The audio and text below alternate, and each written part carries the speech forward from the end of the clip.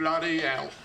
British people hold a really weird position in pop culture, don't we? We both seem to permeate so many layers of it to the point where everyone understands at least one facet of our global identity, and that works great in media where we've managed to craft this image of poshness and refined mannerisms and quiet authority or whatever other crap people end up taking away from Bridgerton. But then on the other side, it's difficult to ignore the sheer number of people who feel some type of negative inclination towards us, and not without reason when we look back at our history. For my own sanity, I don't think I can go into that right now, this isn't the video for that, but what I'm trying to say here is, it feels like there is precious little to be proud of in reference to my home country, not just historically, but also as of late. The UK, like many parts of the world today, feels very fractured and very, very volatile. People are upset about a lot of stuff, and while some of it is justified, some is more than a bit overblown, and the proposed solutions even more so. People are seeing the world crumble around them, and it almost feels like the best times are behind us. Good Lord, what is happening in there? So it makes the claymation double act of Wallace and Gromit all the more personal. At least it does to me, as someone who grew up not too far away from the creator Nick Park's former stomping ground, which in turn inspired the world these characters inhabit. The north of England has this very specific stereotype of being a somewhat friendly place, but one that feels ultimately trapped in a time bubble of a bygone era where neighbours still talk to each other, roads are paved with cobblestones, and the rolling green farmlands instill you with a sense of local pride. And because of that, I think I can speak in at least some capacity as to the reason Wallace and Gromit alongside other similar franchises are considered such cultural gems, and not just up north. Their distinctly British wackiness and sensibilities remind us of simpler times back when we were more connected to our roots, when we felt like our communities weren't so isolated, when our small towns and villages weren't left to become post-industrial ghosts of the past instead of being able to live and thrive in the present. And of course, when we weren't being consistently clowned on via the internet due to some unsavoury public figures, as well as some self-made follies. Around Christmas time in the 90s, as a very, very small tot, I was introduced to the charming and kooky world of Wallace and Gromit on TV while sitting around with my family. And I can't believe I'm saying this because it makes me feel so old, but I actually also remember that Chicken Run came out in cinemas when I was in preschool, so the magic and humour of Nick Park's stop-motion works has always been present in my life. And this actually went as far as me planning to go to Bristol, the home of Aardman Animations, for my master's degree. But unfortunately, they closed their applications by the time I started looking into courses, which, bad timing on my part, I guess, but it's no small insinuation to state that the success of Aardman Studios is cited by many UK animators as a key inspiration to them wanting to try and break into the industry. Animation is a wonderful genre that taps into that nostalgic undercurrent that allows much of our creative drive to flow freely. Many creatives use their past experiences and memories as inspiration for their projects that in turn serve as snapshots to such moments that we can then share with the people around us. When you think about it that way, it's no wonder that properties like Wallace and Gromit, Creature Comforts, and Chicken Run are so highly regarded as pinnacles of British nostalgia, humour, and cultural identity. So let's talk about it. Hello everyone, my name is Fionapollo, and today I bring you the second installment of my new series, Inspiring Animators, where we look at prominent animators who have established themselves as namestays of the animation industry. This week, we will be looking at the creator of these brilliant features, Nick Park, one of the most recognisable names in claymation and by extension British animation at large. The history of claymation in the UK is a distinctly fascinating one, so I am more than excited to share it with you today, and if you like the sound of that, then please consider liking, sharing, and hyping up the video. I discuss animation, internet culture, story writing tropes, and all manner of things related to entertainment. And not only that, but every month you will also get the chance to vote on which inspiring animator we look at in the next installment. As always, please note that while a decent amount of research has been conducted for this video, some tidbits shared will be opinion or speculation on my part, and so unless sources have been given, do not take everything I say as gospel. This is my hobby, not a job, so I am prone to getting things wrong, but if there is anything you'd like to mention, suggest, or highlight, then please leave a comment. Any and all feedback is greatly appreciated. So, with all of that said, to start us off, let's go back in time for a short history lesson.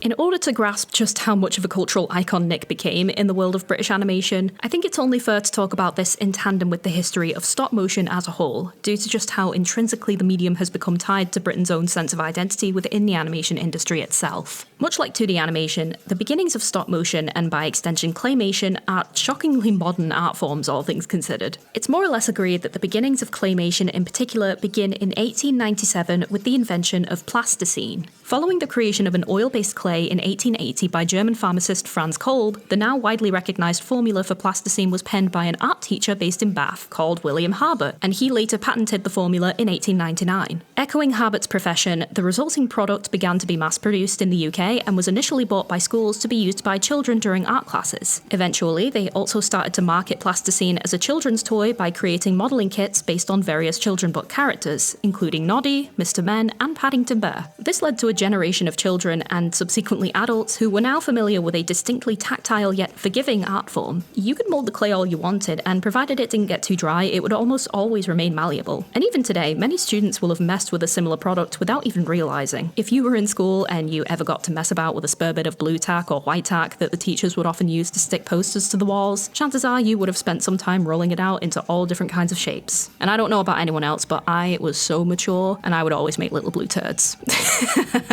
And you know what? I probably still would. I absolutely still fucking would. And you would too. Don't even lie. Anyway, one of the very first stop-motion films was a film released in 1901 by Arthur Melbourne Cooper called Dolly's Toys, an 80-second trick film, which is a silent film that employed at the time very innovative special effects that follows the tale of a young girl who dreams that her toys come to life and perform a dance. Sadly, there doesn't appear to be any surviving record of the film itself that we can watch, but it still remains an important cornerstone in the world of British stop-motion regardless. Following this, innovation in the medium did end up taking a bit of a backseat during both World War I and II, during which times William Harbert's plasticine invention wound up being used as a bomb defusal component by the British military. But by the time the 1950s rolled around and art and entertainment were once again given the opportunity to flourish, alongside the rise of widespread accessibility to television, and of course daytime family viewing, the BBC released a television series called Watch with Mother. This series was a varied cycle of 15-minute preschool children's programmes that aired between 1952 and 1975, with a focus on stop motion as its dominant medium. The series licensed a number of existing children's book properties that some people from the UK may recognise across generations due to the enduring popularity of some of these stories, some very popular examples being Mr. Men and Bagpuss. And as it so happens, the year 1958 is where we can now begin to discuss the man of the hour, Nick Park. Born in Preston, in the county of Lancashire to seamstress Mother Mary and architectural photographer Father Roger, as well as being the middle child of 5 siblings, Nick would have grown up alongside these shows being broadcasted while he was still very young, which likely fueled his admiration for the art form. It's been said by Nick in a few interviews that he drew very often as a child, and this comes as no surprise since inspiration seldom comes from one source, as he was also partial to comic books as well. A very big component of this was The Beano, which is a British anthology comic magazine that happens to be both the longest running of its kind in the world that is still ongoing, as well as being the best selling outside of Japan, which is pretty impressive. Not only that, but Nick was also often inspired by his father Roger, who himself was an inventor and created all manner of things, including a fully kitted out and wallpapered camper van that the family would go on holidays in. Roger, as many of us may have already known or suspected, happens to be the inspiration for Wallace, as we all know and love him today. Nick and his father would come up with all manner of different inventions, some of which Nick would then be encouraged to submit to the children's entertainment show Blue Peter, that was based in Manchester's Media City, which features a section on arts and craft inventions from common household wares. His love of filmmaking began pretty early, as at the age of 13, he would use his mother's home movie camera to create films with her, and this reportedly continued on throughout his education, of which one of his Old English teachers, despite Nick believing they wouldn't be interested as the films weren't, quote, academic, would often encourage him to showcase his films in school and not just to his family. This also coincided with the continued rise of stop-motion use within UK television at the time. The 1970s in particular is where we begin to see a steep rise in the number of small studios that chose to specialise in stop-motion, and this included the likes of Small Films, which was set up by animator/writer Oliver Postgate and artist/puppet maker Peter Furman, both of whom Nick Park has cited as major inspirations within his own works. Established in 1959, Small Films is responsible for the creation of many beloved British stop-motion shows that managed to stand the test of time and even saw some resurgence in the 2010s. These properties included The Clangers, Noggin the Nog, and Ivor the Engine. 1972 also marks the creation of Aardman Animations, but we'll talk a lot more about that very soon. We also see this continue on into the late 70s and 80s as well, with the likes of Woodland Animations releasing the British classic Postman Pat, followed closely by Bumper Films' Fireman Sam. Safe to say, stop motion and children's entertainment within these decades were at an all-time high and were beloved by children, families, and aspiring filmmakers alike. Following that spark of encouragement and a continued wealth of inspiration on the TV screen, Nick went on to study fine art at Sheffield City Polytechnic, now known as Sheffield Hallam University, and then almost immediately after this, Nick would arrive at the National Film and Television School in Beaconsfield, Buckinghamshire in 1980, where he set to work on what is likely one of the most famous student films of all time. During his time at the National Film and Television School, Nick was fully immersed in the world of film, with stop motion as his primary muse. In interviews, he has cited animators such as David Sproxton and Peter Lord as inspirations for his works, who at the time were the animators who both founded the now famous Aardman Animations, but also created the character Morph on the TV series Take Heart, which was a children's show that focused on creating various small and large-scale art features, even going so far as to using fields or beaches as the canvas. This format would later be adopted by a similar show called Art Attack in 1990 that ran until 2007, which I actually remember watching as a small child. The show Take Heart aired between 1977 and 1983, the exact few years that Nick attended both university in Sheffield and then at the National Film and TV School. According to an interview of both Nick Park and Peter Lord for The Guardian in 2000, despite his shyness in regards to his own works and feeling that the two were a lot further along in skill than he was, Nick actually invited both Peter and David to his school to give a guest lecture during the production of Take Heart to discuss their involvement through Morph and the other stop-motion characters used on the show, and both remarked that even though he was still in the early stages of his film, A Grand Day Out, Nick already had a good sense of direction. By the time he was ready to graduate, Aardman had managed to establish itself well enough that Peter and David could make plans to expand, so of course, the first person they thought of to do so was Nick, the talented, shy, but kind student who showed so much promise. The two reached out and offered to help Nick complete his student film if he would also be willing to help with some of the studio's projects, and of course, Nick said yes. I know that we've only done 2 of these so far, but I am starting to pick up on some similarities here. Many of these aspirational creatives are often surrounded by art and creativity from a young age, they're encouraged by multiple adults or authority figures, they're friendly and approachable enough to fellow animators in the industry, and they just so happen to be in the right place at the right time. I think what also helped with this is that stop motion was still very much emerging as a mainstream medium at this time, and while demand was rising, the pool of stop motion talent in the UK probably wasn't so saturated just yet. A lot of these situations boil down to a combination of being willing to knuckle down, as well as a great deal of luck being involved. But regardless, it is still up to those individuals to make the best of what they've been given. And following his joining of Aardman, Nick does exactly that to the best of his ability, and was able to work on a multitude of memorable projects as a result.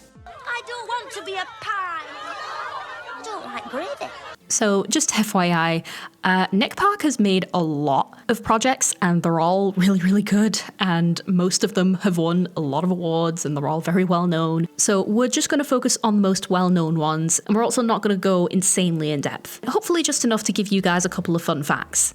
Okay. So we have 3 different series to look at for this one, all of which are equally iconic within their own right. To kick things off, when Nick was first brought along to Aardman, one of his first tasks outside of finishing his student film was to come up with the latest in a line of animated conversation pieces that the studio was currently working on. The resulting piece was called Creature Comforts. Have you ever just scrolled away on YouTube Shorts or TikTok and seen those street interviews that influencers or brands like to do nowadays? Well, this first project that Nick helped release is a sort of spiritual successor to all of that and has become a much beloved animated staple of UK home viewing nostalgia. Creature Comforts was released in 1989 and is a satirical take on the man on the street and documentary style interviews, but the twist was that the unscripted audio taken from regular people answering questions was matched up to a variety of stop motion talking animals. In an interview about the show, Nick remarked that they spent a great deal of time considering the types of responses they would want and which would resemble situations similar to what certain animals would be accustomed to. For example, he discussed older people living in a care home or people who came from another country, and as a result, the final product of the film had a focus on animals discussing the quality of their enclosures. The short was produced as part of a 5-part series titled Lip Sync, which Aardman worked on for Channel 4. Peter Lord and David Sproxton expressed that they wanted to give different animators working with them at the time the chance to work on one short each, and the result was a mishmash of different themes and topics being covered. But Nick's in particular ended up being so popular that it ended up winning the Academy Award for Best Animated Short Film in 1991. What made the short so charming and relatable to the average viewer is that it incorporated pauses, false starts, misspeaks, and so on, and were done using interviewees with a variety of regional accents and dialects, which gave people all around the country another way of relating to at least one species of plasticine animal. What also added to the humour was the small gestures associated with both the speaking animal and also the one or multiple in the background who were doing some kind of antic on and off throughout the sections. This film ended up becoming so popular that Nick Park was approached to create a series of similar animations to help promote an advertisement campaign for the UK electricity boards. This was around the time that electric heating was becoming much more common in British households, and resulted in 3 more Creature Comfort style 30-second adverts where the interviewees spoke about the benefits of their home electrical appliances. It's actually crazy just how well this campaign ended up doing, not just in regards to consumer consumers, but the ad's runtime ended up being extended for an additional 3 years on TV, and went on to win a multitude of awards both in Europe and America for their creativity. I honestly didn't even know adverts could win so many awards, but that's of course a testament to how well Nick's style of animating worked. Eventually, Creature Comforts evolved once more into an entire TV series in 2003 that was distributed internationally by Granada International, now known as ITV Studios, and it ran for 2 seasons. Other one-time specials were also created, such as Christmas and Red Nose Day, but the bulk of the series can be found on UK streaming, as well as on Aardman's official YouTube channel. And then following that, we come to the real stars of the show.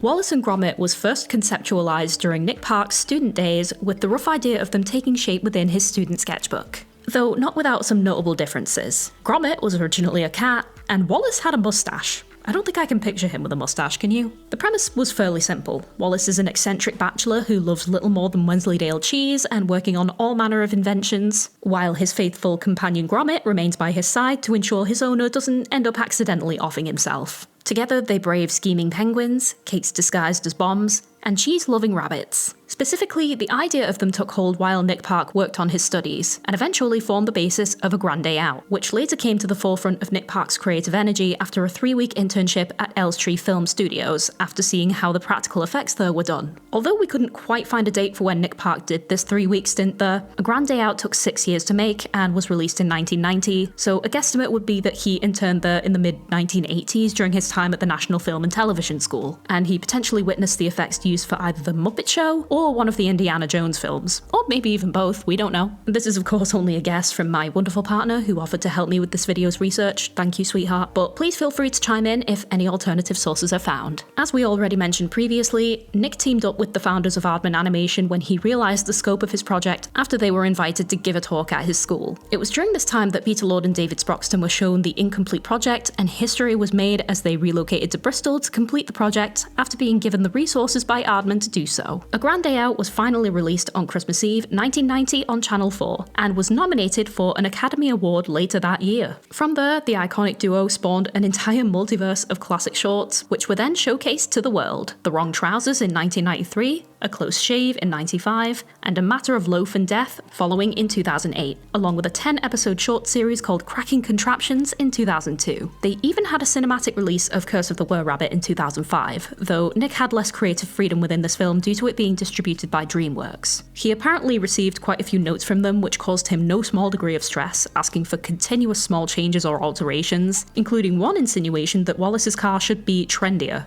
Rude. And he rightly fought them on this, as that car is iconic. Nick has gone on record to say that DreamWorks executives wanted to Americanize Wallace and Gromit after test screenings, which he staunchly refused, and thank God, because there is no doubt in my mind that that would have wrecked the series' appeal pretty much everywhere outside of the States, but especially the UK. Aardman originally had a 5-film deal with DreamWorks, but due to creative differences, this ended up falling through after only 3 in 2007. In all honesty, that was probably for the best. Wallace and Gromit is probably one of the most beloved media icons the UK has ever put out, to the point where it's even been stated that they've done more to improve the image of the English worldwide than any official appointed ambassadors. And that, folks, is the power of cartoons. This franchise could also warrant an entire section on its own with just how relevant it is, but we're already looking at a number of works, so we'll keep it brief. One other breakout character from the Wallace and Gromit verse is Shaun the Sheep, a character introduced in A Close Shave. Since Shaun's debut, he has not only starred in his own series on CBBC with 190 episodes over 7 seasons, but has also since launched a spin-off called Timmy Time, which is aimed at preschoolers on the CBBC's sister channel CBeebies. Try saying that 5 times fast. Shaun the Sheep also happens to have 3 theatrical movies, 2 short films, and a 2-part special, all of which have been created by Nick Park himself and contains his signature domestic slapstick humour with minimal dialogue. It's actually just kind of dawning on me now how much of a machine Nick really is. My god. And for our final franchise that we'll be discussing in this section,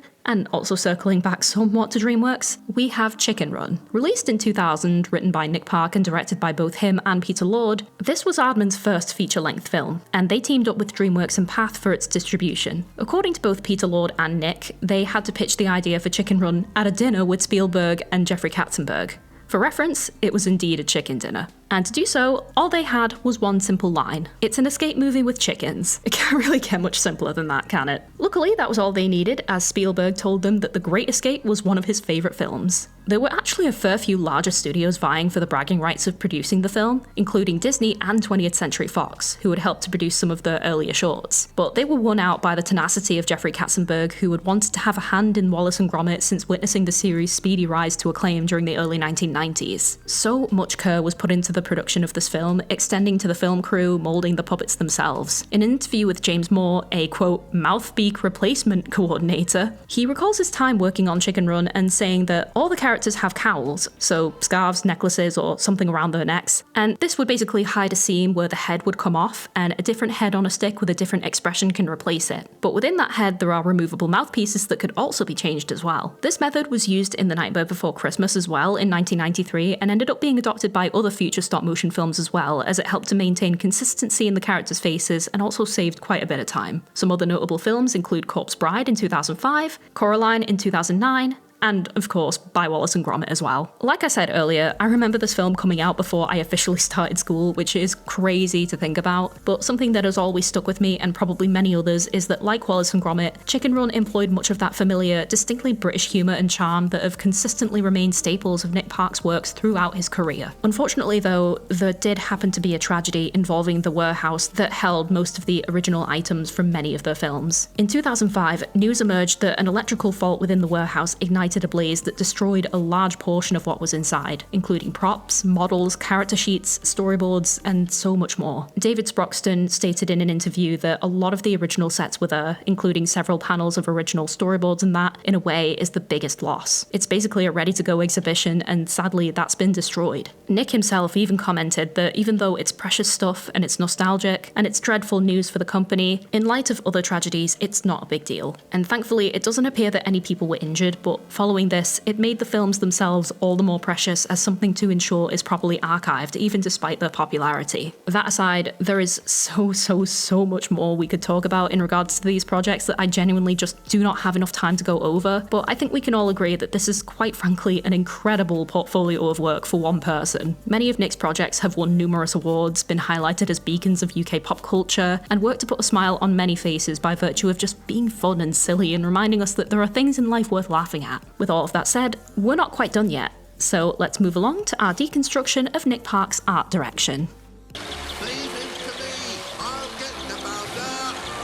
Now, obviously, I can't just draw the two in a sketchbook, even though I have done anyway, just to get a feel for the shapes and, general direction of the characters. But I've also decided to do something a little bit different. Good thing I had some clay handy, because I'm going to try and sculpt my own grommet model. Sadly, it's not the right kind of clay. This is air-dry clay, which is going to bite me in the butt later, but it's all I had, so we're just going to have to do our best and pretend that this is going to look somewhat grommet-shaped. That said, if this ends up failing miserably, I'll think of something. I will think of something. While I'm wrestling with this clay, let's break down precisely what the visual makeup is for Nick Park's model designs. I think something that tends to strike a chord with people when it comes to Wallace's design especially, and this is something that you might notice a lot if you at any point have read The Beano or looked at any political cartoon, but a lot of UK cartoons tend to have quite a bit in common with caricature illustrations. Anyone who isn't familiar with the origins of caricatures, here's another fun history lesson for you. The art of caricature is Italian in origin and is derived from the word caricare. I can't speak Italian, I don't know if that pronunciation is right, but it basically means to load. And the earliest known types of caricatures we know of were drawn by none other than Leonardo da Vinci, who would often seek out models with deformities in order to understand how to create portraits that were more visually striking, as opposed to just aesthetically pleasing. Between the 17th and 19th centuries, when this style of art was becoming trendy, it was a common practice for young, upper-class men to embark on what was known as the Grand Tour, basically the old-timey equivalent of a gap year, where wealthy young boys would take a trip around Europe, with Italy being one of the main destinations. One key thing to know though is that back in these times, it was still considered pretty dangerous to make fun of the wrong person in many countries. Mock a high-ranking noble, or God forbid, a king or queen with one of these portraits, and you were basically as good as dead. However, England in particular actually had a much broader freedom of press than many European countries, and as a result, the art form became hugely popular in London where political commentary thrived, so much so that it even ended up being able to influence elections, including the Westminster election of of 1784. Pretty much since the inception of animation as a medium, cartoons and caricatures have gone hand in hand, and the connection is pretty clear, especially when so many animators seem to develop their fondness for narrative storytelling through comics. With all of that said, it's pretty obvious where the inspiration for Wallace's design comes from, ignoring the fact that he was likely also visually inspired by Nick's dad. The large teeth, big ears, and bald head all speak to the influences of British caricatures while still managing to strike a pleasant middle ground. He looks more or less like any old guy you'd meet down at the post office. Gromit, on the other hand, in his earliest designs strikes me as exactly the kind of animal you would see in the Beano. He just screams Gnasher inspired to me, and I'm kind of obsessed with it. But despite that, Gromit also ended up with quite a few of his edges softened up by the time it came to the first film's production. Part of his charm and comic appeal also partially stems from the fact that he is effectively a man in a dog's body and behaves so exasperated when the humans around him, particularly Wallace, are getting involved in some kind of wacky shenanigans. But anyway, when it came to my own attempt at clay, let's just say it was less than favourable. Like I said before, I was using air-dry clay because the nearest art shop to me is The Works, which only has this type of clay available, and I don't really have the funds to hop on a bus and hunt down something different right now. But the typical way that a stop-motion puppet is created is that the clay is put on top of a skeleton made of wire mesh that can be moved around. We weren't planning on this being movable in the first place, but I also didn't have wire to work with either, so tinfoil it was, and I mean, you can see it on screen. It's shit. It's so shit. And you know what? I don't even really mind that it's shit because I think this is some of the most fun I've had making something for a video. I think I see the appeal now as to why people get into stop motion because this stuff is so fun to mess with. I wasn't exactly hoping to make something brilliant first time, but despite how fun it was, I don't think I'll be winning any sculpting competitions anytime soon. I wasn't about to let that be the end of it though, so I tried a slightly different approach and made a flat sculpture instead. And while still not amazing, this one looked much closer to Gromit in likeness. Small victories, guys. Small victories. Well, that was fun. I'm still rubbish at sculpting, but it's always nice to try out a different medium, but let's move on to our final section. Looking back at all that, it's been brought so much joy for so many years now. Did you know when you came up with all these ideas all those years ago that here we would be so many years later talking about it? No, I mean the first film, A Grand Day Out, was my student project, and Aardman helped me finish that film and gave me work. But yeah, I had no idea. I thought if it gets shown on TV, that will be amazing. So.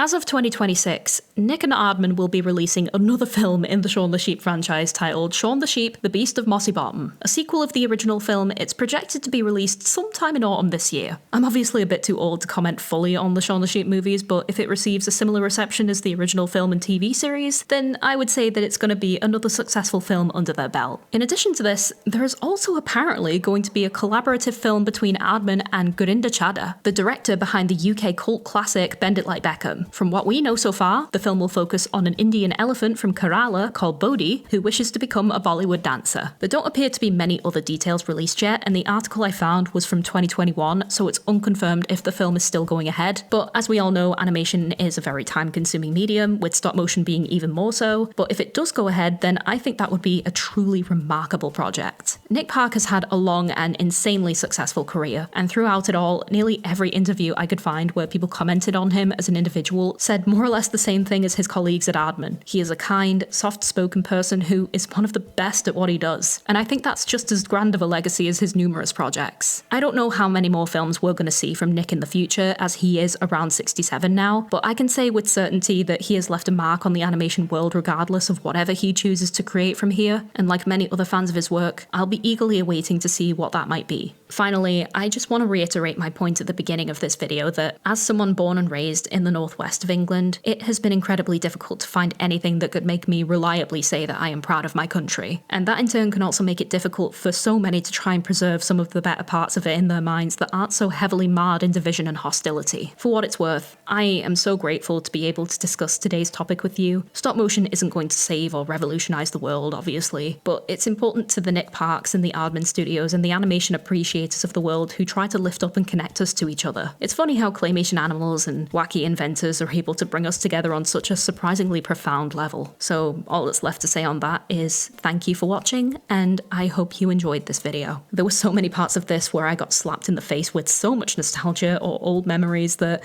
at a certain point it was hard to know what was relevant or worth keeping in, but I'm glad that we managed to put in as much as we did. So because of that, I really hope you guys get to enjoy listening and watching this as much as I did when looking into all of it. Thank you as always to my fantastic patrons. I dearly appreciate all of your support. Thank you to my tip jar supporter, Pedanticat. Thank you to my YouTube peeps, Manuel Lagzon Gonzalez, Mystic Mind, Lauren R, Ash Valentine, Lonim the Her, Craig, Edboy, Steph Goes Doodles, and Why Not Warrior. And an extra special thank you to my indie production supporters, Morgan LaFayda Thin, Matty A, Kiyoshi, and Roundcat. If you're interested in joining the Patreon, a link can be found in the video description. And again, don't forget that you will have the chance to vote on the next inspiring animator that we discuss next month, so be sure to keep an eye out for the poll when it goes live. Stay safe everyone, and I will speak to you all in the next one.